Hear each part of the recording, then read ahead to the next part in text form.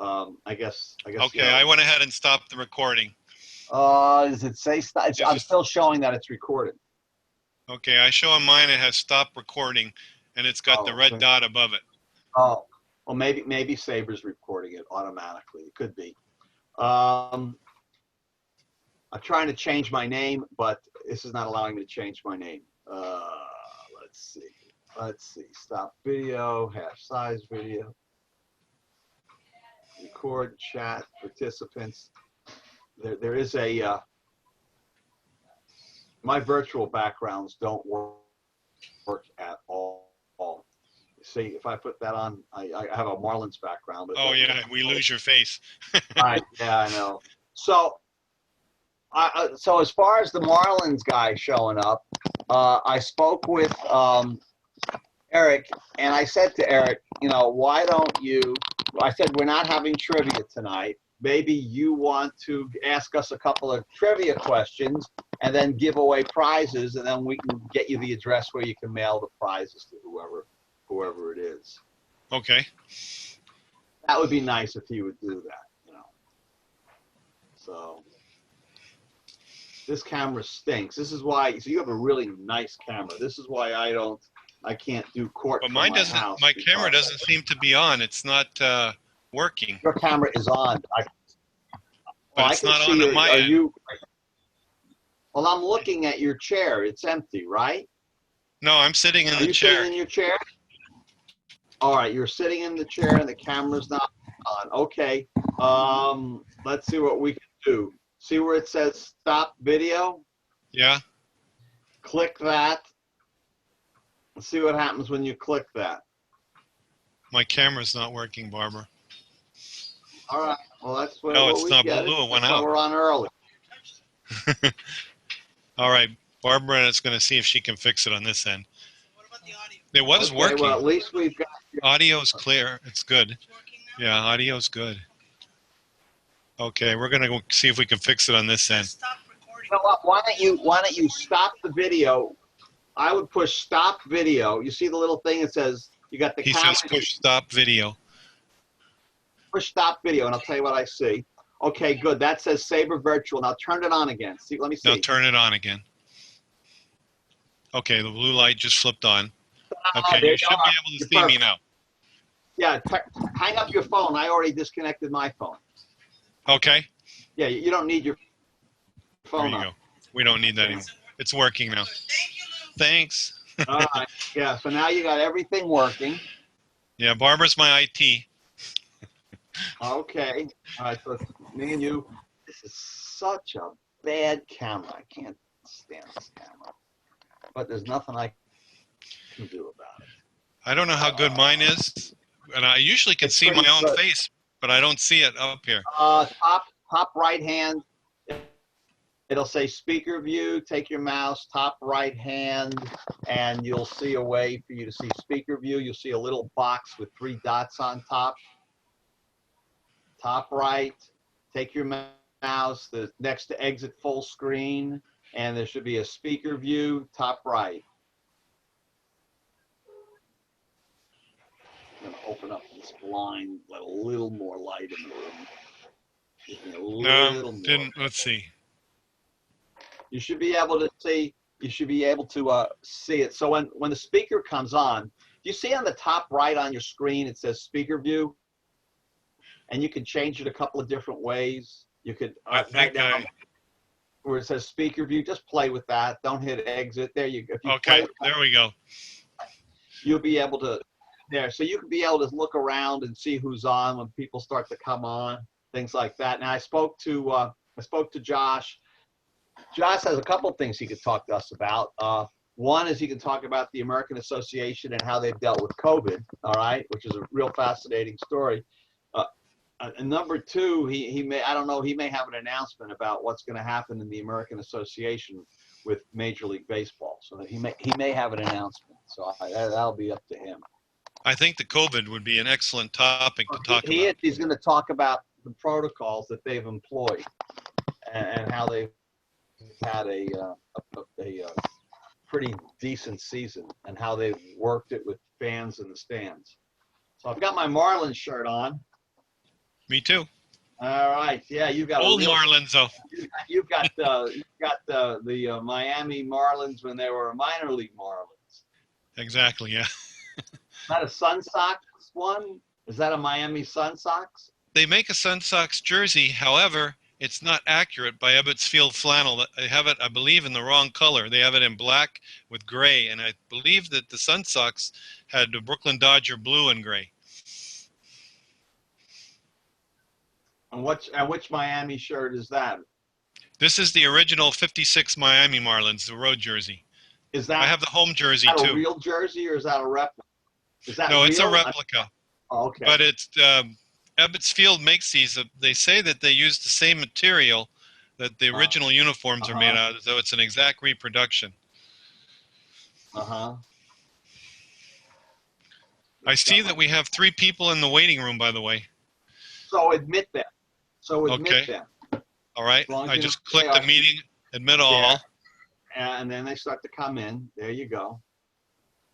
Now, I don't see, I'm going to hit my share screen. That's probably what I need to do. No, you don't need share screen. Oh, okay. Share screen is something different. You don't want to use share screen. Okay, let me get it off. Share screen enables somebody to put something on there without your permission. Okay. Share screen, I use it in court. Like the other day, I used it in court. A police officer was showing me his body cam video. Okay, now I lost my own video again. No, go back to the bottom of the page where it says stop video and click it. You want to get away from share screen, so make sure you're out of share screen, and then you can hit stop video.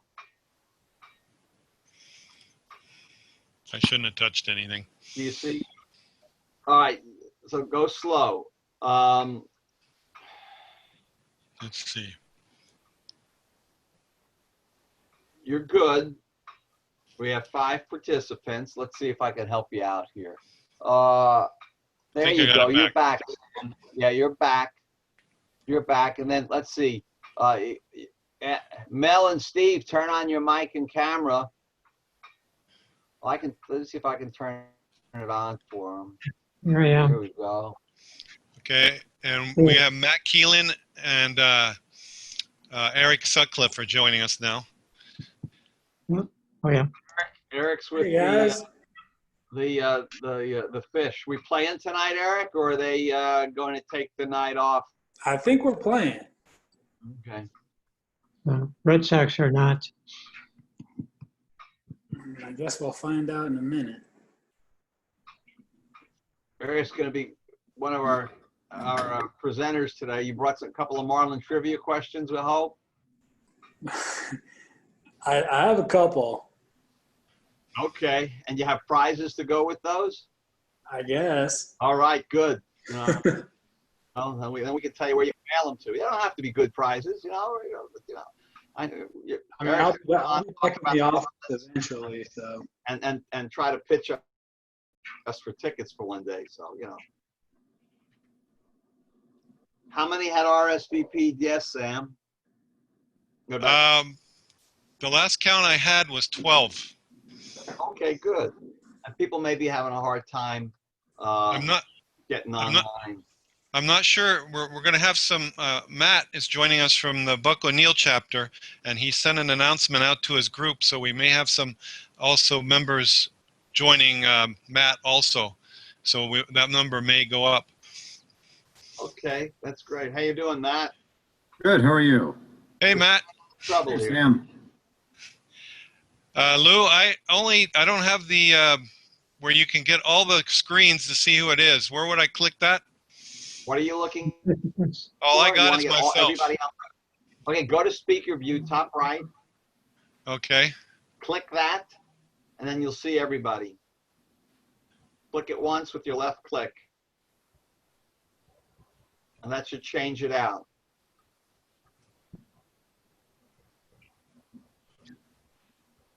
Get some new ones.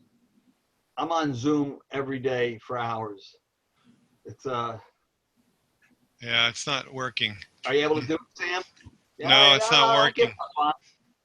Maybe exit out of full screen. Check participant.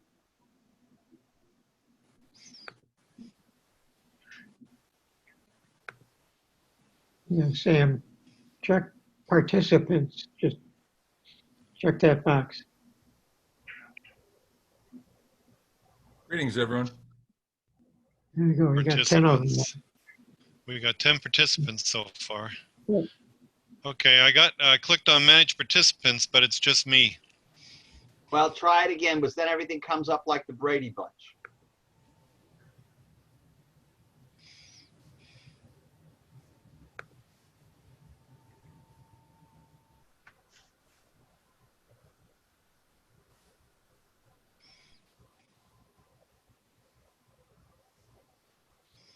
If I can help you out here, Sam. Turn on your camera. Okay, I exited full screen. Let's see. Now I lost myself. Okay, go back down to where There's a you see the camera icon, usually on the lower left side, and you'll see a stop video. Okay, I got myself back. Okay, good. Now you should be able to, again, hit speaker view, top right. It says speaker view.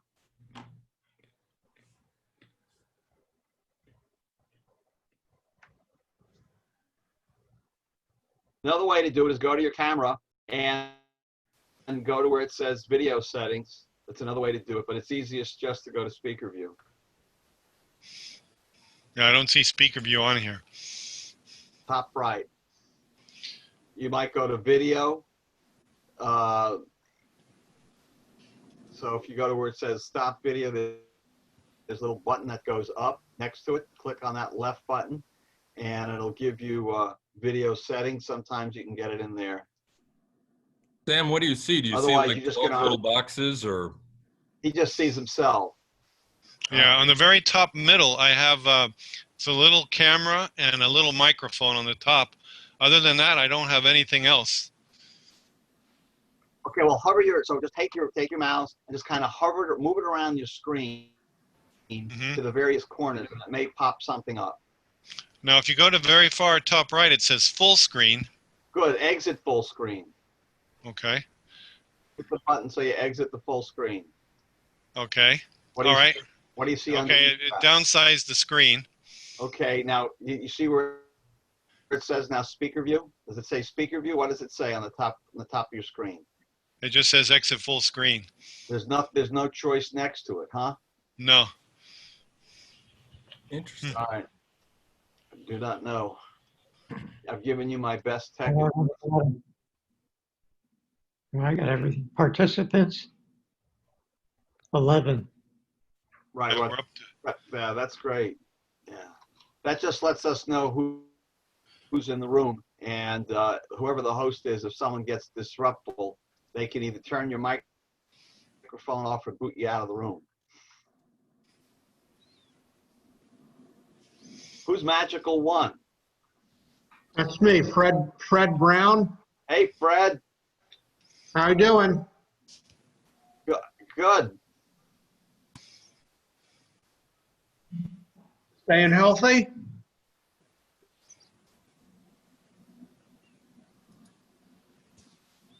So Sam, before we get going, Sam, why don't you tell everybody about your new book that you're finishing up? For those of you who don't know Sam, he's our chapter chair for the South Florida chapter, and he and his wife.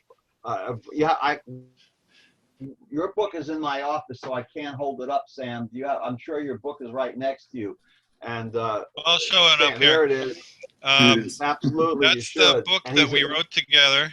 Baseball. Let me see if I can get it centered a little better. Perfect. Hold on. There it is. Baseball Under the Palms. History of Miami minor league baseball, the early years, 1892 to 1960. It's a comprehensive history, the first one written about the minor league history.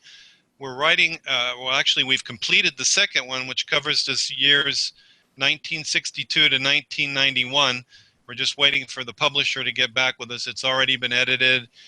We have a foreword for it by Freddie Gonzalez, who used to manage, of course, everybody would know, the Marlins, and is a coach for the Orioles now.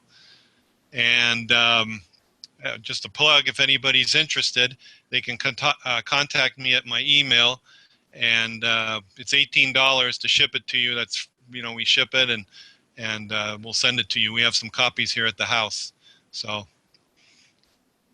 if you rather it goes, it's also available on at sunburypress.com, amazon.com, and I think you can get it like at barnesandnoble.com and Walmart. Quite a few outlets it's available at, but if you want to get it a little less expensive, we have them here at the house. So you can just let me know by email if you're interested. Just a plug.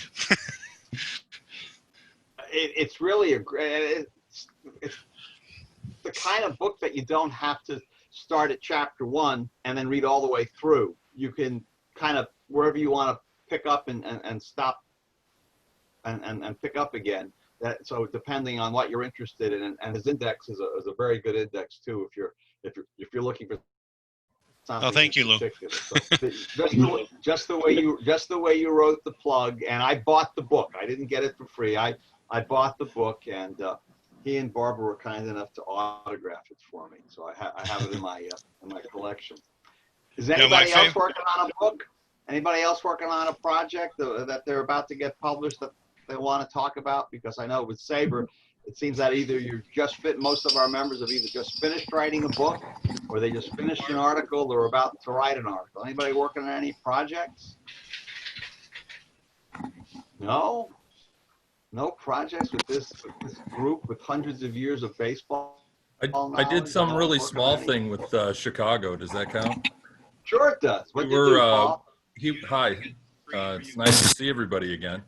But a friend of mine in the Chicago group was looking into asynchronous 30-30 club members. So people who had 30 homers and 30 stolen bases, but didn't do it at the same time. And we learned that if you exclude people who are also in the 30-30 club, it's only about 12 guys. And so the first one, the patron saint of the asynchronous 30-30 club, is Don Baylor, who had 30 stolen base seasons in the early 70s. And then, his power grew and his speed went away, and he hit 30 homer seasons in the late 70s and early 80s. And he became the first member of the asynchronous 30-30 club. And the most fun, quirky stat guy is the 50-50 member, which is Brady Anderson, who had a 50 homer season and a 53 stolen base season. Ryan Sandberg's on the group, Andre Dawson's on the group, Steve Finley.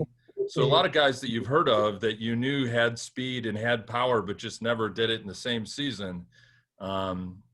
So we just kind of looked into it and did not realize that it had never been done until 1978 when Baylor did it. And oddly enough, Larry Heisel, who had a 30 stolen base season in 76 and a 34 home run season in 78. So we just found it like, one of those quirky little stats that gives you a one-page story. And that's something I did like yesterday. It was fun. Have you thought about maybe expanding it and submitting it to SABR for the magazine, or perhaps I haven't. I'm going to let Jeff do that, right? Because Jeff wrote it. It was his idea, and all I did was run a couple of database queries for him. So I'll let him decide, but it probably could go in, a publication. Like I said, it's quality bathroom reading, right? It's just a one-pager, maybe front and back in a book, tops, a couple of pictures with baseball cards or something like that. And then, you're done and you can get up and move on to the next article. Anyone else working on any projects? Quiet group. I figured it. If you do write, Sam, do we have anybody? I was going to say, if you do write, I know that Rory Costello is looking for people who can vet and or do fact checking for some of the SABR biographies that go online. He doesn't own like who gets to write what or who gets to review what, but he kind of coordinates the people who are doing it. And so if you have written or would like to write, they're looking for people, there are 20,000 baseball players and only 5,000 biographies. So there are opportunities to write for SABR, but more importantly, they've got 25 or 30 articles at any given time waiting for somebody to vet or review or fact check those articles. So if you want to help out, shoot me an email through Sam or something, or if you know me, send me an email. It's my full name at hotmail.com, and I'll hook you up with Rory and give you something to do in your off time. Would it be this? Anybody else doing any other projects? Lou, the only thing that I did, and I already submitted it, was I submitted an article for the next SABR Research Journal fall issue coming up about the very first Miami team that was officially sanctioned by the National Association, which went back to 1927 and 1928, the Hustlers, believe it or not, was what they were called. So Sam is a prolific writer. He's always look at that office. He's always writing. Sam, do we have anybody in the waiting room? You want to go check? You might have our first speaker. Josh isn't there. We don't have yet. anybody. We got nobody So in the you- waiting room. We have 12 total participants. Okay. Okay, I see you, Lou, now, but that's I don't know. I guess I'm not going to be able to fix my situation here. If you want to put that on, you can, unless that way it's up in the corner at least. The one picture, yeah, you can just leave that up there if you want. I will. I'll give a plug to my Twitter page. I do. Okay. Every morning, I do something called Baseball and the Law. You can find it by doing hashtag Baseball and the Law or at Baseball and the Two. Don't ask me how that happened. I signed up for Twitter. I didn't understand it. I had too many words, and it wound up being at Baseball and the Two. So every morning I do a baseball tweet usually on something that happened this day in history. And today's tweet happens to be in 1951 on this date during congressional hearings. In 1951 during congressional hearings, they uncovered a memo from the Major League Baseball players owners that was written in about 1945-46 in August, and talking about barring blacks from entering baseball. And Okay, that's good. makes I'll have to very look. interesting reading. And what I did is I reproduced the minutes of the meeting. So Baseball and the Two. So Josh is here, our guest speaker. This is going to be great. I Josh, do, Lou, wanted to say something before we got started. sure. I wanted to thank you, and everybody should thank you for putting this all together. You were the main force of putting the Zoom meeting together and getting Joshua Schaub and Eric to participate with us today. So, I'm going to give you high fives for thank you for doing all that for us and allowing us to do this. Distant fives, yeah. I'm going to introduce Josh to you right now. He is a fantastic guy. Besides the downfall, he's a lawyer. I'm a lawyer, but we can put up with that. Josh is a graduate of the same law school I went to. I went to Hamlin. He went to Mitchell. It's now called Mitchell Hamlin. He is the baseball commissioner for the American Association of Independent Baseball Clubs. That's the association that has the St. Paul Saints. That's probably the best known club in the association. That's partially owned by Mike Vick. Josh, as commissioner, was faced with the league collapsing this year. And rather than the league collapsing, they went forward, and they were the first professional baseball league to begin playing during this COVID era with only 6 teams out of the 12. They're almost done with their season, and it's been I don't want to jinx it. It's been a successful season, and I invited Josh to come on and talk about how difficult it has been, some of the good points, some of the bad points, and where he sees his league going, and then when he's done, he'll open it up for questions. Lou, thank you for that introduction. Can you hear me? Great. Lou, thank you for that introduction. One piece of information that is really material there is we're actually playing with fans too, which is probably the thrust of, outside of COVID and the player issues, the fact that you intermix fans with that has made it both powerful and great and unique and also very complicated. So thank you for the intro. Thank you to everyone that's on here. I'm excited because this is the most hardcore group of baseball fans I probably have ever spoken to. Often I speak mostly to owners, I speak to vendors, I speak to people in the industry, scouts, but this group is unique. So I really appreciate the opportunity and look forward to the conversation. And as Lou talked about, I'm just in general, I have no script. I'm going to walk you through, if you so choose, how the season transpired when COVID hit, the decision-making that was involved, considerations we made from a playing perspective on the field, the direction we took from Major League Baseball, or, in reality, the independent part of what we do really came out as well. So we'll talk about some of those interactions and just talk about the process and what Major League Baseball can learn from what we've done so far. And as Lou said, we have, I think, 12 games left, 13 games left for some teams to end the season. We got 4 teams vying for 2 spots, all within 2 games of each other. So it's been very exciting and looking great down the stretch. So with that agenda on board, does that sound good to everyone? Is there anything else you want to discuss? No, I think that sounds great. What does everybody else say? Great. And Bring it then on. lastly, I would assume this group also wants to know about the future of independent league baseball and the future of the one baseball concept as it relates to independent league baseball, which you can maybe share some insight without divulging too much. Most certainly. Yep. Excellent. So I'll walk you back to when COVID hit. And keep in mind, I'm also the commissioner of a professional soccer league, which was playing at the time in mid-March when this all happened. So in that respect, I was thrown into the mix in a season in which COVID was happening, right? So there's this patchwork on March 23rd of responses from governments. And that's what made it really difficult in the decision-making for the baseball league, which is why we only ended up with 6 teams. Starting on March 23rd, we started having weekly meetings with our directors, and we're watching as, 1, we learn about the virus, 2, the government's response in each of our municipalities. And for those that don't know, the American Association comprises Winnipeg, Fargo, Sioux Falls, Sioux City, Milwaukee, Chicago, Gary, Lincoln, Kansas City, Cleburne, and Texas, which is Grand Prairie in the Dallas region. So 12 teams total, 14 members. We have 2 that were supposed to start in 2021, which is now pushed back to 2022. So we have this response. We know that Winnipeg and the Canadian government came out very early in, I would say, mid-April and said, we are shutting down the border. And so right away, we knew Winnipeg is probably out. We can't play. At the time, we believed the virus was transmitted equally between respiratory and fomites, meaning you can touch and pick them up off of surfaces.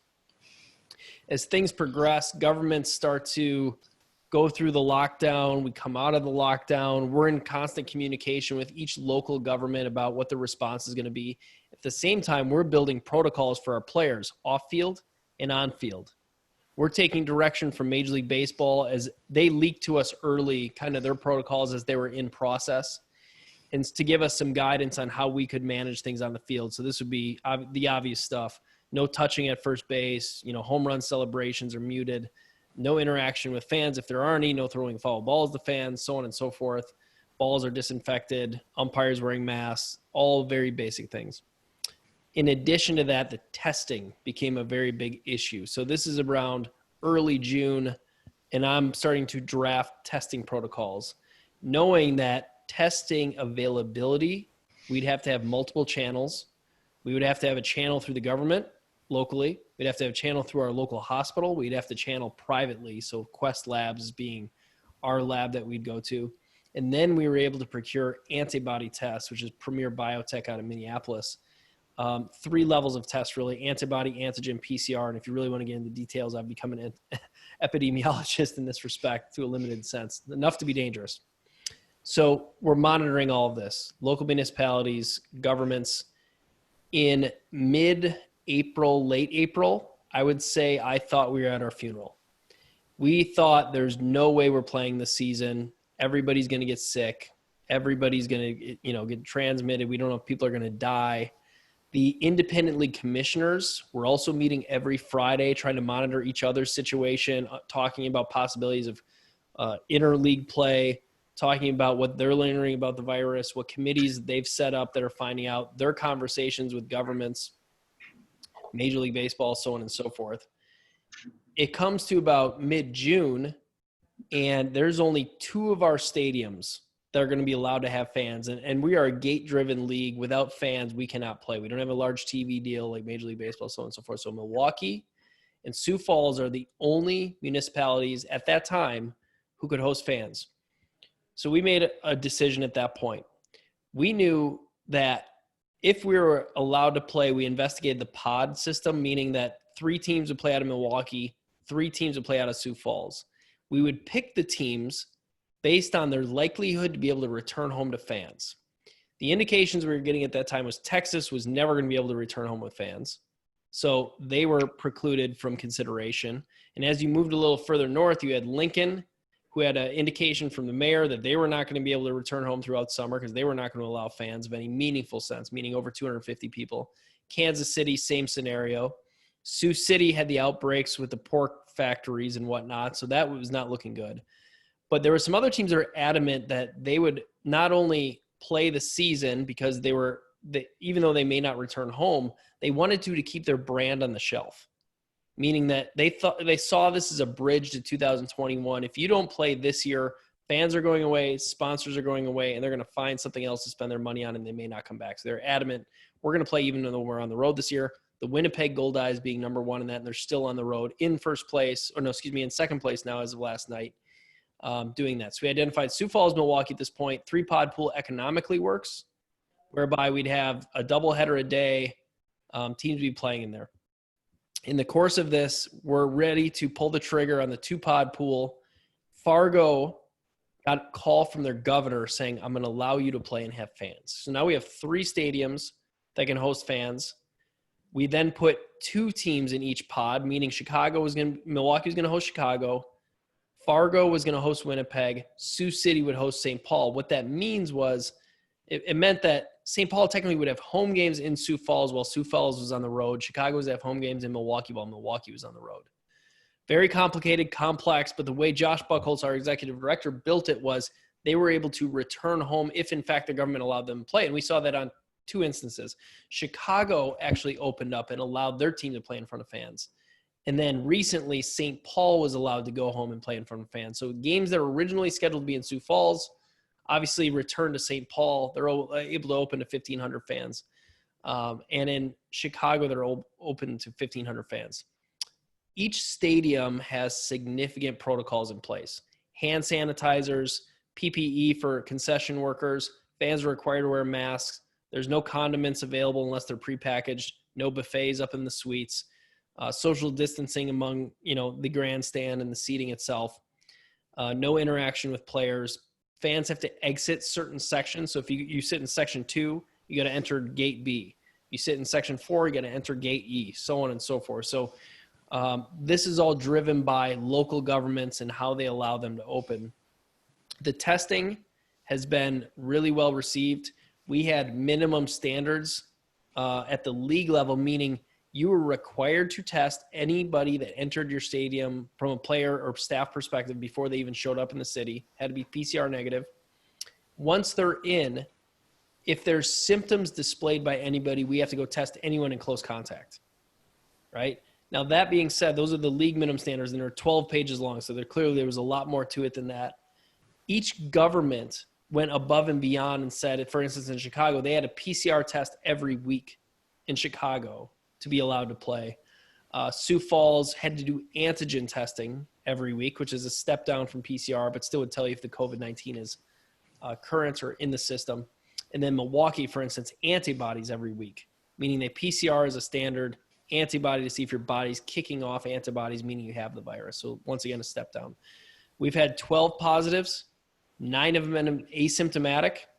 We believe out of those 9, 7 of them were false positives because within 72 hours they tested negative. I would say we've been mostly compliant on field regarding the rules of no touching, no face-to-face arguments with umpires, players wearing the mask in the dugout, players social distancing in the dugout. We have not been perfect by any means, but optically it has been very good, and our players have behaved to the T. So far, been ultimately very successful in pulling this off. I had a conversation with Major League Baseball on Wednesday regarding us having fans and a meeting that is forthcoming with them about the return of fans to their stadiums and some of the learnings we've had. So I apologize. I went through that very fast. There's a lot of information. I just want to stop and hit pause to see if there's any questions regarding anything regarding that.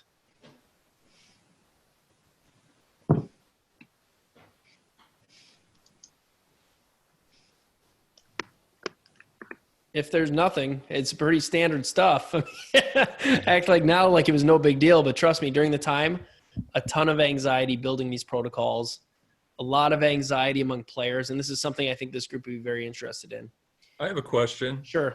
I know they're also playing on the Eastern Seaboard. Yep. Do you guys work together to come up with some of the rules? And it's independent ball as well that's being played out there. Is there any cooperation between the two organizations?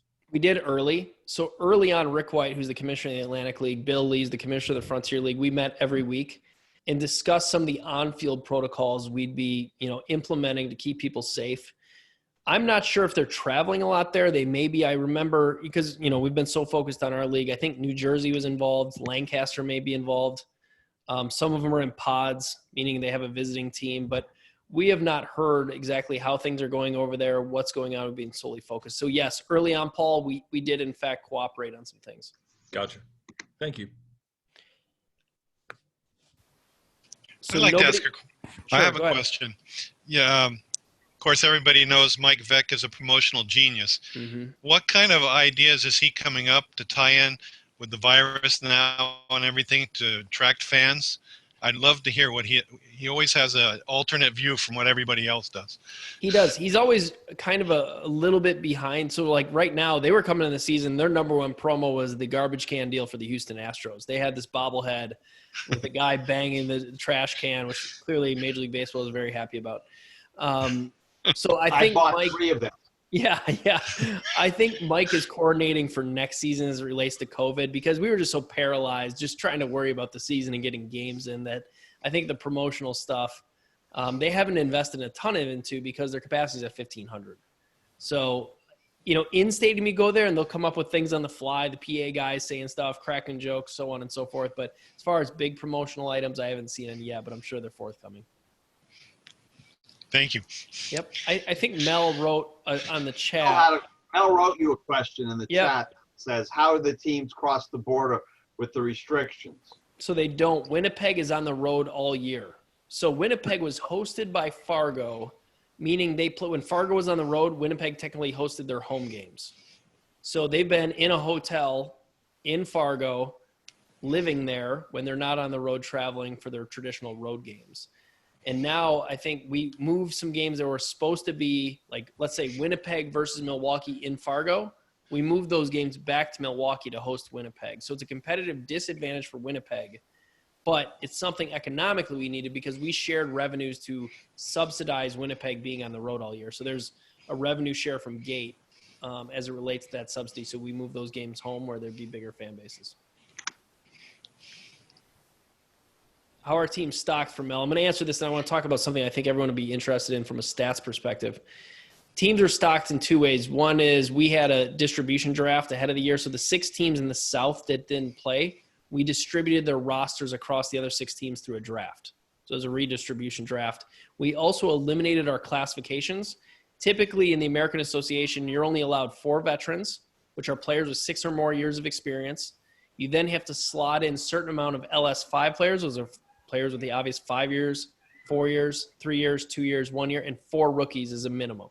So there's certain categories you have to fill there. This year, we rid ourselves of all those roster restrictions, meaning we could go sign all the veterans we want, but you had to stay below the salary cap. So we have a salary cap in our league. What we found was veterans, in fact, signed for far less than their usual average. In fact, some signed for rookie contracts simply because they wanted the opportunity to play. The other thing that happened this year was Major League Baseball actually allowed us to use affiliated minor league players. Right now, we have 7 players that are under contract with major league teams that are playing on our rosters. I thought, truthfully, it would be a lot more. However, what we found was players that were at AA and AAA level, which is typically what we attract, they have nothing to prove. They only would lose by coming to our league and potentially not performing or getting hurt or whatever. So they stayed home and worked out. They did not take the chance of competing in our league this year. The ones that have signed, Tim Dillard, former big leaguer, a couple other former big leaguers, starting pitchers primarily, they've done pretty well. There's some guys that were in our league, signed to affiliated. They had no problem coming back because they knew what they were getting themselves into. So that's primarily how we've rostered our teams. Traditionally, it's simply free agents coming out of affiliated baseball, Japanese players, Mexican league that we fill our rosters with. Typically AA, AAA, average age is 27 years old. I was going to touch on, too, something I think you would find interesting as it relates to Major League Baseball as well. We've had a number of players that, although have consistently tested negative for COVID throughout the season, significant anxiety surrounding getting the virus, and they have really underperformed against their career averages this season. And we believe a lot of it has to do with that anxiety, because we've obviously had 12 cases, and those cases were, at least in certain situations, inactive teams in the middle of the season. So when that person came with a positive virus, the anxiety around that clubhouse went crazy about, do we have it? We have to play tonight. Their local health departments cleared them. I think it's been really interesting. Maybe something that has not been stated at the major league level is how anxieties have maybe chilled the performance of certain players. So I found that fascinating as well. Lou, I don't see it on mine. It says that there's 2 more chat questions, but I don't see it on my end. Do you see them? Yeah, we've taken care of all of them so far. Oh, okay. I'm showing there's 2 new ones, but I don't see them on my screen like the other 2. Do you think the bubble also plays into, maybe not the anxiety, but I mean, if you're a kid that was playing in Winnipeg and suddenly you're spending the entire year in the Dakotas, that can't be easy on life. No. Not to make fun of the Dakotas. No, it's actually an issue we have a little bit in our league in terms of the distribution of talent, because if you're St. Paul, Milwaukee, Chicago, Kansas City, I mean, a lot of our league surrounds recruiting players. Right. So let's say there's a player in AAA. He's released as the last cut in spring training. He's typically a 6-year free agent, so he's going to cost the big league team a lot of money. Not that he's not a great player. He's just not a big leaguer. Someone's made that determination that we're out of options. 6-year free agent. Rosters are set. No one else is signing him. He comes to our league. He's got options. Well, I could go to St. Paul. I could go to Fargo. Or I could go to Sioux City. Well, I'll take a couple $100 a month less to go to St. Paul and play in front of 7,000 fans a night than I would to go to Fargo. So we actually, we do have to monitor that situation, which is why we have all those classifications, to make sure there's an equal distribution of talent, that St. Paul can't just load up on all these veterans that sign below what they normally would throughout the league. So yes, I think, now keep in mind, Winnipeg has been in first place most of the season, just now dropped back, which has been ironic considering they in fact have been playing on the road and living out of a hotel.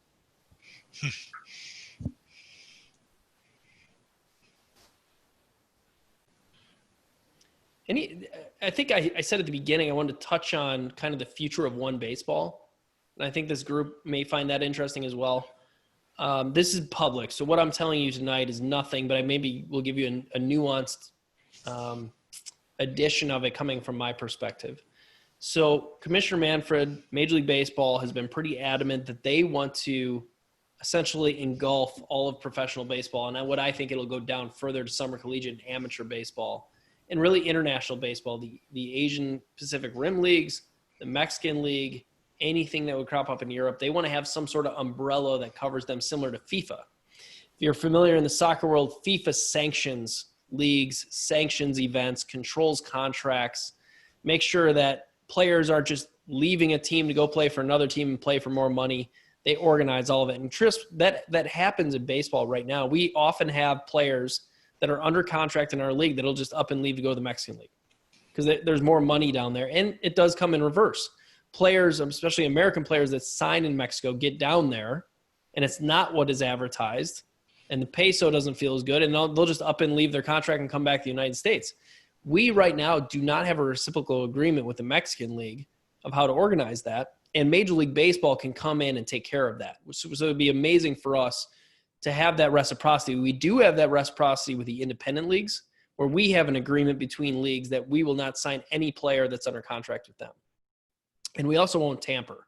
So our teams cannot call a player that's under contract to Lancaster, Long Island, and tell them, hey, come over to us when the season's over. We'll pay you a little more money, whatever. So that occurs. Major League Baseball also, as it relates to the independent leagues, wants to take us under the umbrella for the obvious reasons. We generate, just in the American Association, 2 million fans a year. In 2019, we actually outpaced 8 Major League Baseball teams in terms of attendance. So if you aggregate our 12 teams, we actually outdrew one Major League team. Not an insignificant number of fans, data on players. We also sell a number of our contracts to Major League Baseball. So in 2018, we had 9 players that in 2019 were in the big leagues. So there's a lot of players that are on the fringe in our league, potentially relievers primarily, that can end up in the big leagues. So they come in and scout our league and pay us for the contracts of our players. They want to standardize that across all the independent leagues because we negotiate a different deal than the Frontier League negotiates, the Atlantic League negotiates, and certain teams in Major League Baseball spend a lot more money buying up those contracts. The New York Yankees, the Arizona Diamondbacks, and Major League Baseball considers that a competitive advantage because they have unlimited roster space right now. So part of what one baseball is in terms of cutting down to the 120 teams is making sure all of the teams have the same amount of roster spots. That you can't just go flood your minor leagues with 300 players and then, let the cream rise to the top. And obviously the more players, the more likelihood to find big leaguers. So what'll happen in the future most likely is our independent league players will go through waivers similar to the major league. So if a team is interested in our player, it has to be offered to a major league team above that interested major league team in a waiver wire. So it's going to become a lot more formalized likely moving forward when this sort of transpire. We're obviously going to prosper from cross marketing. We sit in a lot of major league markets, Milwaukee, Chicago, Kansas City, St. Paul, where the major league team may help us promote our games and we in turn help promote their games. Maybe it's a bundled ticket, come to our games, go to their games, so on and so forth. So it's a fascinating future for us as it pertains to independent leagues baseball under the Major League Baseball umbrella. Josh, I have a question. Can you name some of the players who have used the American Association as a springboard to the major leagues, names that we would recognize? Because I know the quality of play is very good in the American Association. Brandon Kinsler, Kevin Millar, Darryl Strawberry, Max Scherzer, Tanner Roark, I think was in the Frontier League. David Peralta is another one. I mean, it's a lot of relievers, to be very frank with you, that we have, but we do have a number. I think the last count I had was something, the American Association's produced 50 big leaguers or something since its inception. Wow. The Atlantic League, quite a few more. I would say this year alone, we've had 5 players make their major league debut that had spent time in the American Association. So it's actually picking up steam in terms of the players that come to the independent league teams and return to Major League Baseball and ultimately make the show. The reason I think that is Driveline. If you're familiar with Driveline, we find players that maybe are starters in affiliated baseball are released because their velo's not out there. They don't have the strikeout thing. They go to Driveline in Texas. They pick up 5, 6, 7 miles per hour on their fastball. They come to us and become relievers. They maybe ditch their changeup, be kind of sinker slider guy. And all of a sudden they become a whole new player for Major League Baseball. So we're seeing a lot more turnover as it relates to arms as they return. We have significantly less players, position players that go, but we do find a lot of arms that return to Major League Baseball through our leagues. Thank you. Yep. I see another question came in regarding rules. We do not have those rules. We do 7-inning games for doubleheaders, but we've done that forever. I mean, we're minor league baseball, so we do not hold all-day events where they're, a separate gate, so on and so forth. We do have 7-inning doubleheaders. We do not do the other rules that has been implemented by Major League Baseball this year. One thing we're very reticent of, in fact, as it relates to our deal with Major League Baseball potentially, is that we still get to establish our own rules. We're independent for a reason. We became independent for a reason, and that's that we wanted to control our own league. We didn't want anyone else dictating to us how we should operate. And keep in mind, I think for years, the idea of independent league baseball in people's mind meant we played on sand lots. Our players were over the hill. We played in, just bad markets. That's not the case. I mean, we play and Lou's been to CHS Field in St. Paul, one of our nicest stadiums, $64 million. Chicago, $70+ million. Milwaukee's a brand new $30 million stadium. Building new stadiums. We play in fantastic parks. Our players on average are 28 years old. Many of them are released, before their prime. And the reason they're released before the prime, because they're probably drafted as high schoolers. They became 6-year free agents by 24 or 25. And a big league team had given up at that point. But if they were first rounders, they in fact had first round tools. And they ended up in our league. And you can still see those tools at 5 o'clock. You can still see them stealing bases. You can still see them picking and throwing, whatever it may be. They just couldn't put together the whole package for Major League Baseball. That's not to say they're still not great players and world-class players in a lot of respects. And in fact, I think the stat is we had 12 players on 6 teams this year, 12 players that were in Major League Baseball last year are now playing in our league. So clearly they haven't fallen off that much. They simply just couldn't find a roster spot in Major League Baseball. Josh, I had a question for you. You just talked about the fact that independent league and the American Association prides itself on being just that, independent. And then you talked about one baseball, and you mentioned some enticing pros to the possibility of that coming into play. What's the sense of your ownership, the owners who currently have teams active and the owners who probably don't have teams active in 2020? What's the sense amongst them as far as wanting to be part of this one baseball and seeing what the professional baseball agreement negotiations between minor league baseball and Major League Baseball, the turns that has taken? What's the sense among the ownership about that? My sense is there's a lot of excitement about the possibility of attaching to the Major League brand, because clearly that brings cachet and it brings valuations, it brings credibility when you go to sponsors and fans. So us maybe not having affiliated players on our rosters is not such a big deal as long as we can put Major League Baseball's logo on our video board when you enter the stadium, because it's a stamp of quality, it's a stamp of history, it's a stamp of all that, and we're a part of it all of a sudden. I think the things where they're reticent on is giving up control of our own product, i.e. being told what rules happen on the field, pitch clocks, innings, pitch, it's alarming what they could potentially tell us to do. You brought up Mike Veck and promotions earlier. Well, some of Mike Veck's promotions are pretty edgy.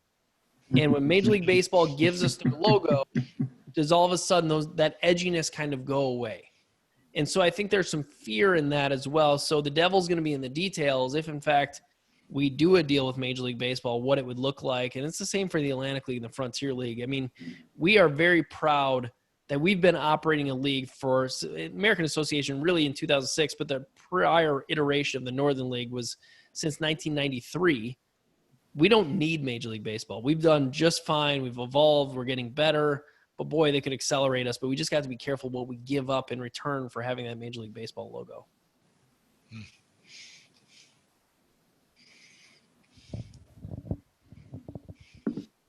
Any other questions? If not, I hear my kid crying in the background. Dinner's ready. I hope this was fruitful. I hope you enjoyed it. Obviously, I'm available anytime. Lou has all my contact information. If anyone wants to talk, it'd be great. If they want to, Josh, if they want to follow you on Twitter, how do they follow you on Twitter? Schaub Law, SCHAUB LAW. That was my first law firm that died a quick death in 2008. But I still hold the Twitter handle and use it for my personal being. So follow me on Twitter at Schaub Law, SCHAUB LAW. And watch aabaseball.tv. Go subscribe right now. Put your credit card in there. You'll be surprised the quality of talent we have. So much appreciated. Excellent. Thank you. Thank you, Josh. Thank you, everyone. Thank you, Josh. Take care. Greatly Bye. appreciate it. Josh, be well. Thank you. All right. Our final speaker, save the best for last, is smiling. He's on the top left of my screen. Is a person I've become very friendly with, good friends with over the last, 6, 7 years has it been? How long have you been with the Marlins now? 3.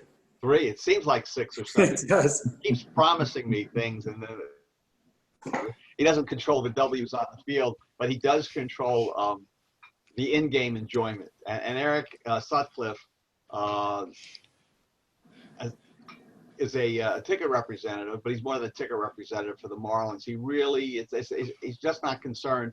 I'll give you an example. I've been a Gators season ticket holder since 1981. In all the years I've been with the Gators, the only time I ever hear from my season ticket holder, this ticket rep, is to try to pull more money out of me. Never do they ever offer to do anything. Never do they ever offer, can we help you with anything? They don't care. The Marlins, and I've been a Marlins season ticket now holder, basically going back to the beginning, but I've been a full season ticket holder since 2003. And what I have found, and I know many of you folks have been season ticket holders and you're not, and you're back and forth, but they treat the fans unbelievable. That's because there's only 6 of us, but they treat all 6 of us like we're 30,000 people. Sorry, Eric, you've seen games like that. Of No, course. you've never seen games like that. But anyway, Eric could talk to us a little bit about what's going on down at Marlins Park. He gets to go to Marlins Park every day, maybe even stick his head out and watch a half an inning if he can. Tell us what they're doing down there, talk a little bit about the team, and then he is going to pitch us a little bit on some of the offers the Marlins have, and he's going to offer maybe a goodie or two. You ask a trivia question, and so I'll turn it over to Eric Sutcliffe. And you can follow Eric on Twitter also. He'll give you that information too. I don't really use it for much. I'm more of a lurker for Lou's tweets in the morning. I usually send over to my dad. So, but thanks for having me. I really do appreciate it. I think Josh was just speaking. He left out a former Marlin. Nick Anderson played in the American also. I was hoping he was going to give Nick a plug, but Nick played in the American. You guys like your research and everything, so I'm actually going to try something real quick with you. Tell me if you can see it, but this is something pretty brand new for us at least. Can you guys see that? Yes. Awesome. So I'm not really going to do like any kind of pitch or anything. I just want to talk to you guys about what we're doing. So here is kind of something. It's an interactive website that we're using now that we're all working pretty much virtually. Lou was right and wrong on something right there. I get to go to Marlins Park every day when we're allowed back in, but I'm probably only going in maybe once a month to get some things out to members. I got my clearance and everything, passed my 2 negatives like the players and all that, so I'm good to go. But fun fact on the seating capacity, even though we did a lot of construction, we actually added 443 seats. We used to be 36,999. Now we're 37,442. We got rid of the grass, the natural grass, because we just had too much difficulty growing it. So we're playing on synthetic grass, not turf. It's a multi-layered system now, so it's not just one piece. The annual attendees, that's kind of more of a marketing number there. That's because of all the events we have. I think our baseball is in about 800,000. And then those people, 110 million people annually driving by. But the bottom thing is kind of important for us. We're the #1 ranked stadium for efficiency and energy. So when that place was built, I guess they did it right. Got some other shows, events coming in. Something that Derek is big on is making it an entertainment venue, which is one other reason why we went to synthetic grass. If you have natural grass and you lay down a stage, you're done for. You have to replace that grass either immediately or just not do anything during the baseball season. So the Diamondbacks were the first ones to lay down that synthetic grass. And we asked them how they like it, both the players and the front office. Players said it's the best thing they've ever played on because everything's true. There's no holes, there's no divots, there's no, if it rains, there's no foot marks or tractor marks or anything. It's perfect. And ownership loved it because they can put on more events because it doesn't kill the grass. Sliding through here on the fan side, like Lou was kind of mentioning, these are 3 things that we've done very recently. One of them is Comunidad 305 is kind of our fan section. So we wanted to bring that World Baseball Classic feel in. The 305 menu is anything that's $3 or $5. And then what was supposed to be brand new for this year, but we didn't get to do it yet, is free flow parking. So we got rid of the traditional, here's your parking pass, scan it and then go in. So free flow is kind of just like the like how you park on the street. You just pull right into the garage. There's a code in there, and you can just enter the code into your app. That's all pretty brand new for us. We updated some things. We added a new brew hall to the park. So behind home plate, Biscayne Bay Brew Hall is brand new for us. That was supposed to be unveiled this year. It's in that third slot there. That'll I guess last another year. But that'll be a good time. And then just some of our hospitality stuff here, suites and luxury stuff. But I do want to show you guys quickly. I'm sure you guys are probably familiar with the name Gary Denbo by now. Gary Denbo used to be the head player personnel for the New York Yankees, somebody that we stole when Derek and ownership bought the team. Gary, I probably told this to Lou, but I'll tell you guys. I asked Gary once, why in the world would you leave the New York Yankees? I'm a New Jersey guy. I grew up a Yankee fan. And with all the success he's had, I know he went to Toronto, then came back. And I asked Gary one day, I said, I don't want this to come across the wrong way, but why in the world would you ever leave the Yankees? And he said, I'll tell you exactly why. He said, at the time it was 10 years ago, so probably 12 years ago now. He said, 10 years ago, we were taking BP inside Yankee Stadium, and it was just, the team, and it was Derek and myself. And he said a player walked in with his hat up and off to the side, and he walked into the cages, and Derek said to him, hey, you wear your hat the proper way at all times in Yankee Stadium. And the player kind of looked at him like, what? But it's Derek. So he put his hat on the right way. And Derek turned to Denbo and said, when I own a team, none of that will ever happen. And Gary said, when you own a team, you call me and tell me, and I'll be there for you. And that is exactly what happened. To a man, Derek got the team.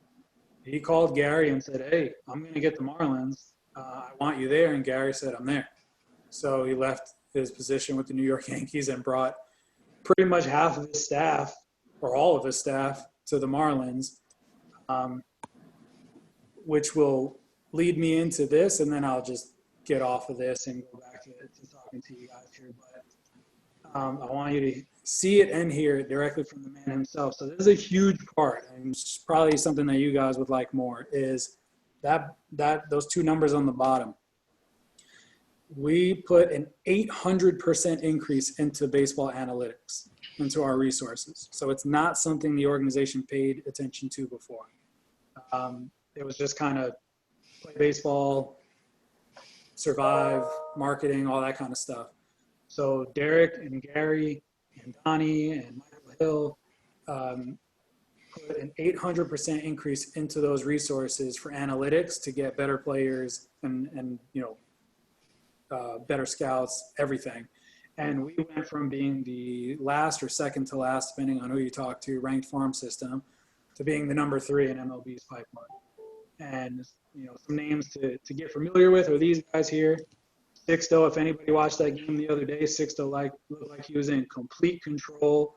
JJ's coming. Max is coming. Jazz, pictured here, is coming. He's the guy we traded Zach Gallen for. Jesus Sanchez is already here, and Edward Cabrera is coming. So I think this is 2 minutes. If you can hear it, great. If it's a little choppy, we'll see. We are here to win championships. Think about that. You are the Miami Marlins captain's camp. It's a privilege to be here. But you aren't. You are here because you've been identified as some of the best players that we have in this organization. Players that we feel like are going to be the future of our organization. And players that we feel like are going to help us win championships as we move forward in this organization. So walk around and be proud of that. Part of this camp. This off season, in player development alone, added 320 years of baseball experience. These are the people that are going to help you get to where you want to go. There are some very, very highly qualified people. Take advantage of this opportunity.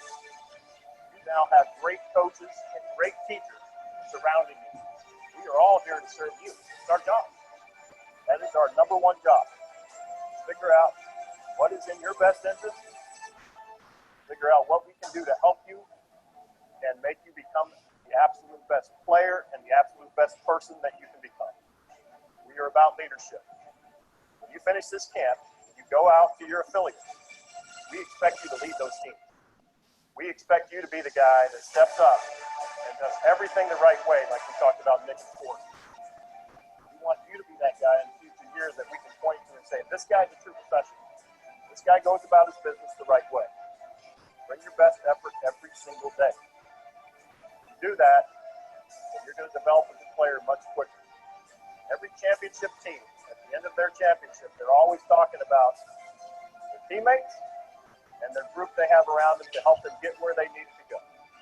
You will be champions. This organization will not fail to win championships. If you guys develop like we think you will, we're going to do it sooner rather than later. Let's get to winning championships as soon as possible. So that was Gary from Captain's Camp. That's across all of our affiliates, guys that we recognize are the talent, are those on the prospect path, not the just career minor leaguer or roster fillers. Anybody that's recognized as a legitimate impact Major League Baseball player is at that Captain's Camp. And like Gary said, it's kind of an honor more. They go back to their affiliates as like their chest poked out. I'm the big guy. I'm the guy who's like, I'm the franchise player of whatever affiliate I'm at. So that's pretty cool stuff. So, I mean, before I even do anything else, does anybody have any questions related to kind of Miami Marlins, what we're doing? I will say the game tonight, if you didn't see it already, is postponed. I don't know any more than that, but they decided to take a stand with the Mets and do that. So I don't really know anything more than that. But if anybody has any questions, feel free.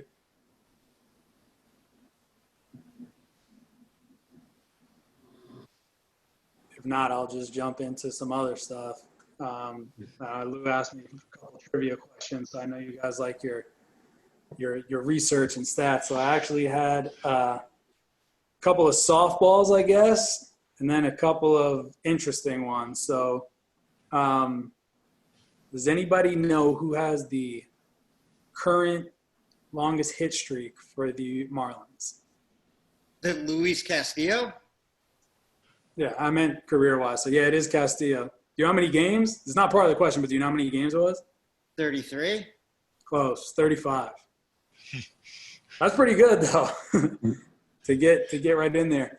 How long have the Miami Marlins been around? 93, but then Sam will tell you different. Yeah, I was going to say, that's a Sam question, isn't it? That's a Sam question because they were around before 93.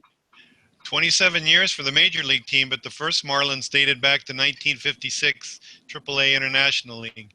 There you go. Well, you're right on that, but it was kind of a trick question. The Florida Marlins have been around since 92, 93. The Miami Marlins have only been around 8 years, since 2012. Ah. You changed it over. That's one that gets every single employee. Everyone's quick to go, 27 years. And then it's like, no, it's only 8. I got a couple fun ones. Career-wise, what pitcher has hit the most batters on a mound for the Marlins? It's got the most hits at. Barry's trying to answer. Your mic. Al Leiter. What did he say? I said Al Leiter. No. Not I'll Josh. give it a shot. Josh Beckett? Nope. I'll give one more guess. The first thought that came to my mind was Ryan Dempster. Not a bad thought, but no, it was actually Dontrell. Dontrell hit 52 guys in his Marlins career. Wow. The leg kick wore off after a while, I guess. Got a little wild. Here's a fun one too. What player holds the most records for the Marlins? Is it Stanton? It is. He has 10 records for the Miami Marlins. That's a good one there. Lou almost got me with one similar to this the other day, so he may or may not be allowed to answer this. But I won't answer. how many Marlins hold a major league record?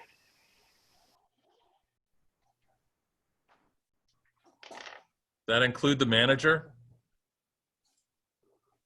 I'm gonna go with no, because these are just player records.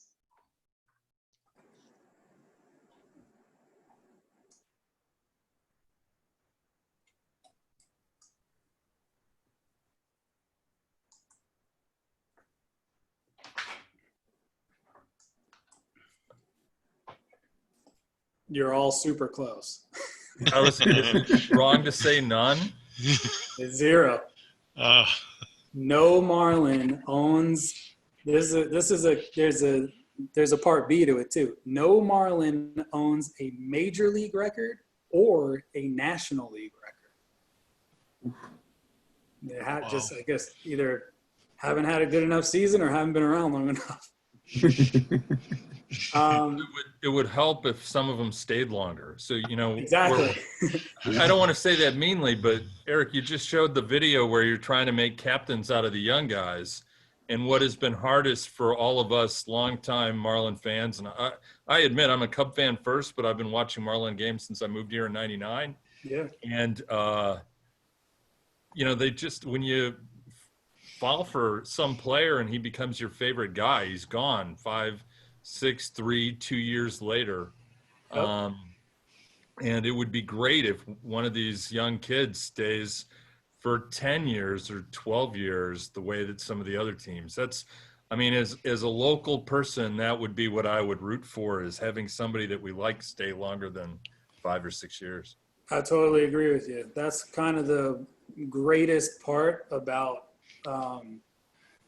we're not shy on what we did after 2017. Anybody who knows anything about professional sports and kind of how it works you knew that was coming. We don't shy away from saying we were going to trade Stanton no matter what. That was a salary dump where we got back a tremendous talent in Guzman. Starlin Castro is an all-star, and we got back, $295 million of money that we don't have to pay out anymore. And thankfully the Yankees have to pay all of it because he's not opting out of that. Otherwise we would have owed him $30 million. And so that was what was that? And he's not playing. Exactly. Yeah. It paid off right away. So we were like, all right, no problem. We knew we were going to do that. The Marcell Ozuna trade, we knew we were going to do that. Actually, I think I've told Lou this. Michael Hill was addressing the sales staff about his plan for the offseason when Scott Boras called him. So he was telling us what he's going to do, and his phone rang, and he looked down and he said, we'll handle that later. 2 seconds later, it rings again, and Michael goes, you know what? Hang on a second, guys. Give me 1 second. And he almost literally took 2 steps backwards, and it's Scott Boras. Had a conversation with him quickly, told him I'll call you back. Turned around and said, guess what, guys? I'm about to trade Marcell Ozuna because Scott Boras said he's not staying here. He's not taking a discount. He's going to go to the highest bidder at the end of the season. So he just came off a career year. That's it. Gone. See ya. The players we wanted to keep were Yelich and Real Muto. Real Muto, super professional. I have nothing but respect for the guy. Told Michael, I'm not going to be a distraction. I'm not going to, go to the media. I'm not going to say anything, but I'm a catcher. I only have X number of years left. If you're telling me this plan is going to take 3 to 5 years, I don't want to do it. Get me out of here. Get whatever you can for me. I'm going to play my heart out, and hopefully you get a good deal. And we got a tremendous deal. We got Sixto, Alfaro, Will Stewart. We got a future ace, an all-star caliber catcher, and a young lefty who, hey, if he hits, he hits. If he doesn't, he doesn't. And then Yelich was the opposite. Yelich said, you traded my best friend, and I'm out of here. I'm not playing for you. I'm not doing anything. I'm not working out. I'm not doing anything. Get me out of here. So we traded him to the Brewers and got back pieces that, we just you hit, you miss, you think it's going to happen, you think some guys are going to be great, and you just take it from there. But we're not shy about it. The whole plan was that all of those guys were going to be great at the same time. Obviously, I wasn't here when the tragedy happened, so I don't like talking about it personally, because I don't like talking about somebody that I wasn't around with. But we're not shy about that either. The whole plan was for all of them to hit at the same time and win championships. So, you know, Derek's philosophy coming from the Yankees is all of those prospects that I showed you before, they're all 21 to 23. So it's kind of the same deal. They're all going to hit at the same time and hopefully be great. And then, you know, layering in the talent is just about sustainability. As long as Derek's here, it's running. I told this to my mom the other day. I said, on the outside, we look like a Toyota Corolla, like it's the Miami Marlins. So people are like, they're not the Yankees. So like we're the Toyota Corolla, but underneath we have the Ferrari parts. Like all of the people that run our baseball are New York Yankees. They left the Yankees. Dan Greenlee, you know, Gary Denbo, he brought his entire staff here for the most part. So, you know, we're not the promise-making people, but I think we're going to be all right. But do you think that the problem, I was just going to say, the perception of the community is if one or two or three of these guys hit, they're just going to trade them away and not pay them. And I think that's what people are thinking, and that's what makes it so difficult to sell. Yeah, well, the other part of that too is the business side of it. You know, it's something that we're not shy about either. It's very difficult to pay players a high salary and compete with other teams when we average 10,000 fans. That's the hard part. So Derek, being that New York Yankee, being that player, he said, listen, our plan is we're going to do it my way. And when we win, people will show up. When we get out into the community, we have done more, like right now, COVID related, we have done more than the Dolphins, Heat, Panthers, and the soccer team combined. I'm about to volunteer again on Saturday and Monday to get supplies to kids for their virtual learning. We do food drives on the weekends, Sundays and Wednesdays, or Saturdays and Wednesdays, to get food to people that are in need of it. They can just drive up to the ballpark. You don't have to be in any certain, you know, club or, you know, have any government issued anything. You just drive up and it's while supplies last. So, you know, Derek kind of brought, the Yankees have Hope Week, and we kind of branded it here as Impact Week. So we do that stuff too. And it's just, hey, you're going to take your lumps. I started here in 2017 at the All-Star break. So when everyone was complaining to me about things that happened in the past, I'm like, I genuinely have no idea what you're talking about. Like, I didn't know the ballpark was paid for with taxpayer money, and people are yelling at me for that. And I'm like, I honestly don't know that stuff. I really don't. I'm not from here. I'm from New Jersey. So, like, I'm sorry, but that wasn't us. But, yeah, at the same time, we know if Brian Anderson is half the player we think he's going to be when his contract comes up, you know, these guys are willing to put the money in to pay them. And that's the thing that gives us cover fire, is that money is not an object right now. It's just, are you a good enough baseball player to get that money? We have 16 owners. Our second owner has double the money of our majority owner. And he's just like, hey, whatever you guys need, just let me know. I just want to know that these guys are worth it. Right. Are they going to be making any trades as the deadline comes up? Are we going to be seeing goodbye to some people, or are we holding pat? What are we going to do for the rest of the season? I'm not sure. That's a tough one. We kind of spoke about it yesterday, to be honest with you. Are we going to be buyers if we need to be buyers? I think we could probably use some more like bats, you know, another veteran bat here and there. We like our arms a lot. But I would be more than happy getting a Lewis Brinson out of a lineup and putting in any veteran that's out there to compete. And then obviously, you know, we have a relief pitcher deficit who are still waiting to come back. So, you know, when you lose 18 players And I was totally naive to this. I almost meant to ask Josh before. I was totally naive to the process to return. I thought it was just 2 negatives and then you're back. But it's 2 negatives have to pass through the commissioner's office and the Players Association. Then you got to go to your alternate training site, get back into your baseball shape, however long that takes you. And then you have to petition to get back into Major League action.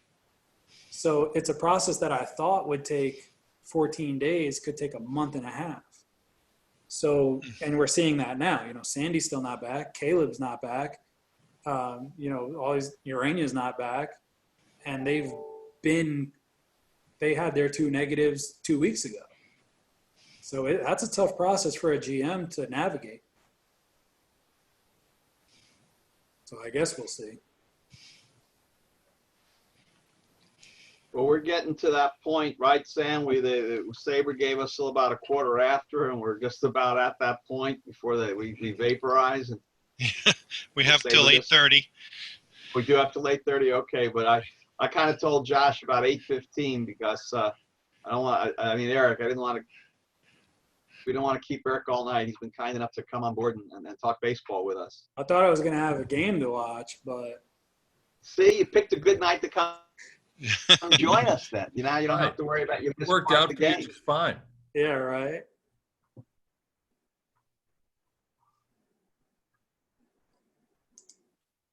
Does anybody else have any other questions for Eric? Actually, how did the team deal with not being able to play for a week or so? Like player-wise or organization-wise? Yeah, how did people go nuts not being able to do anything?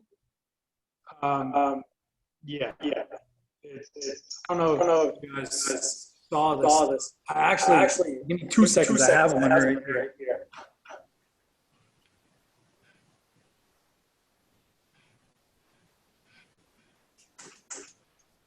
So the players, a lot of guys, hitters had left into their room. Pitchers did. So I played ball for a long time. This is an extended baseball slots. These are for the guys that are like the knee highs. If you've ever done this before, but this is what they were doing. You throw the sock all the way on your arm, as high up as it goes, and you can throw a baseball just by yourself with a baseball sock. So that's what Caleb Smith was doing. So like if you put a baseball sock on, it doesn't have to be the extended one as long as it's past your elbow. But if you throw a baseball sock on, and I was messing around with this, you throw the baseball sock on, and I throw this, it mimics a throwing motion because you don't hold on to the ball. If you hold on to the ball all the way through, it'll mess up you're not used to holding a baseball through as you throw it. So being that pitchers couldn't play catch, you throw a baseball sock on, throw the ball in it, and just throw it, and it releases in here. It'll never slide down the arm. At most, it'll move maybe a centimeter or 2.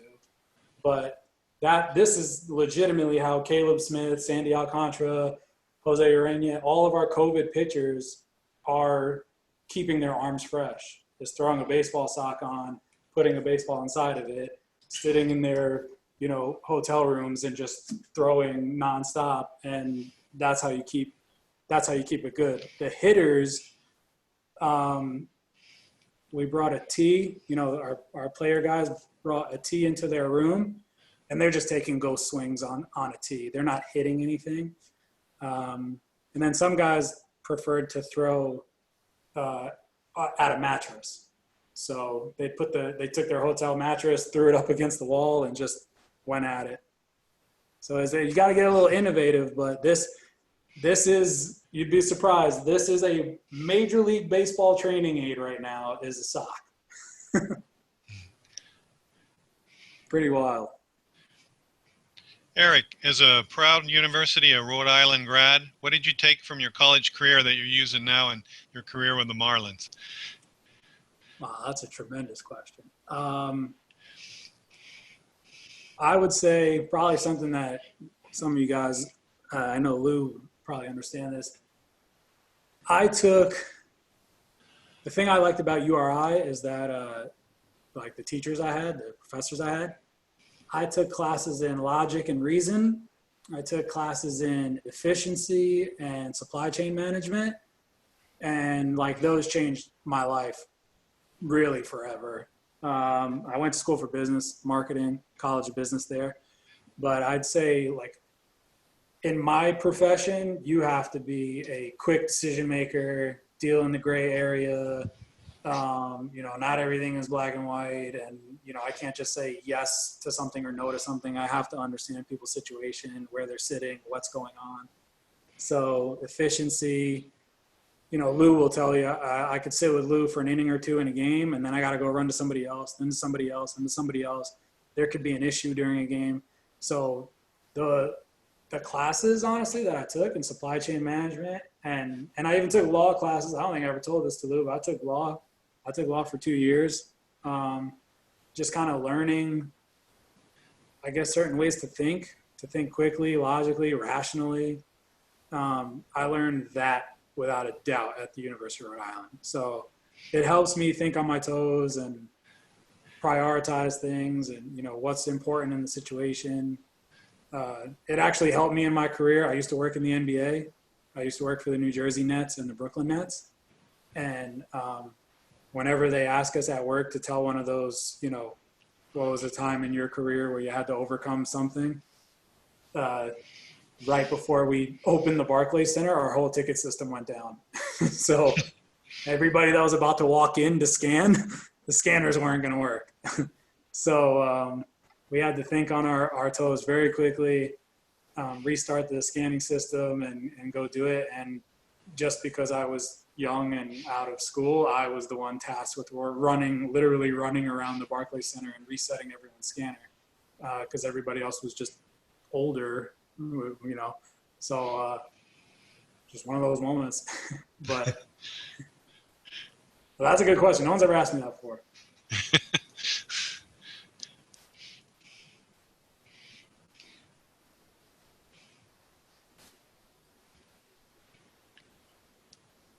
Well, and do we have any other questions from the group for Eric?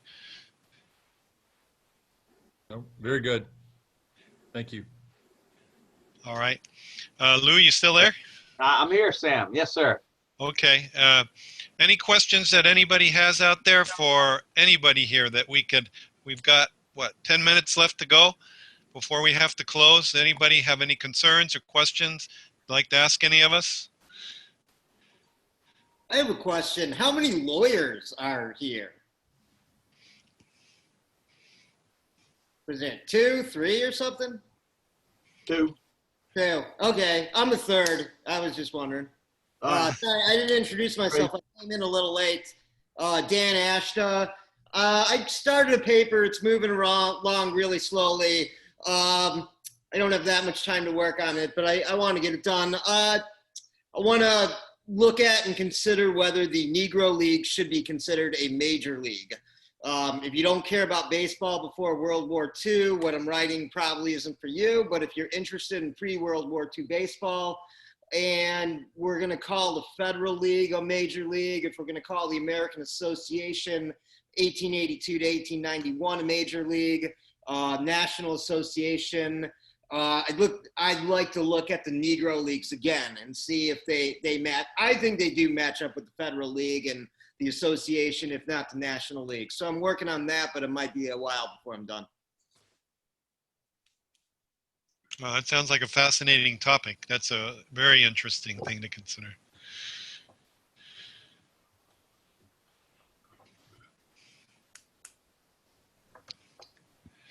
All right, and did anybody have anything else before we close out the meeting? Do people want to do this again in another, maybe towards the end of the season, the World Series time? Yeah, Sure. yes, Absolutely. definitely. Yes. All right, well, Lou, I guess We'll you put and it I can together. work on getting something else together. I actually have been in contact with somebody, but I don't want to say anything until I'm able to name. actually talk to them. And it would probably be at least a month away, if not a little longer.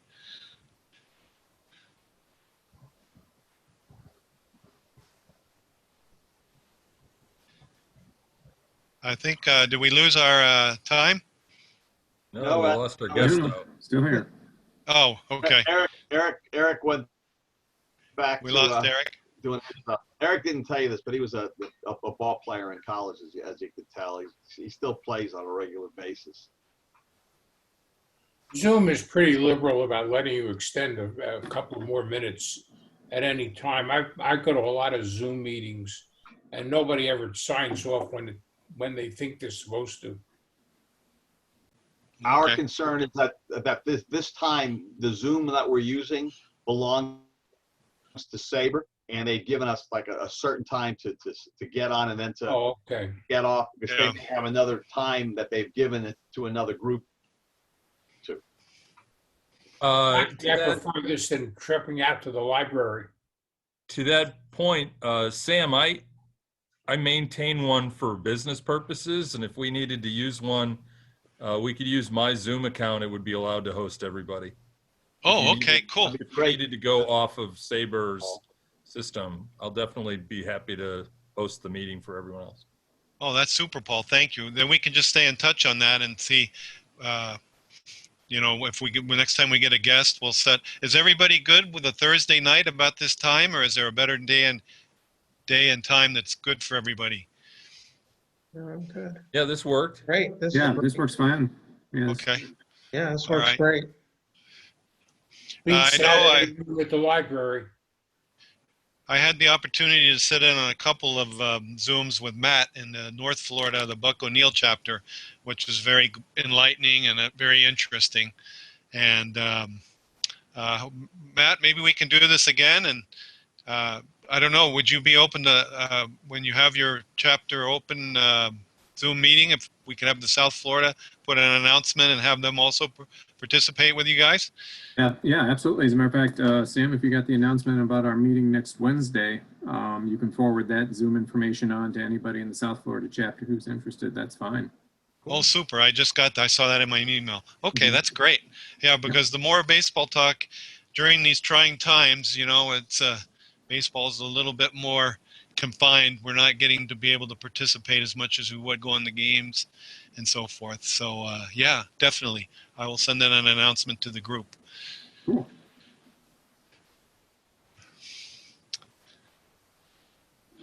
All right. Lou, did you have anything that you wanted to add before we No. close?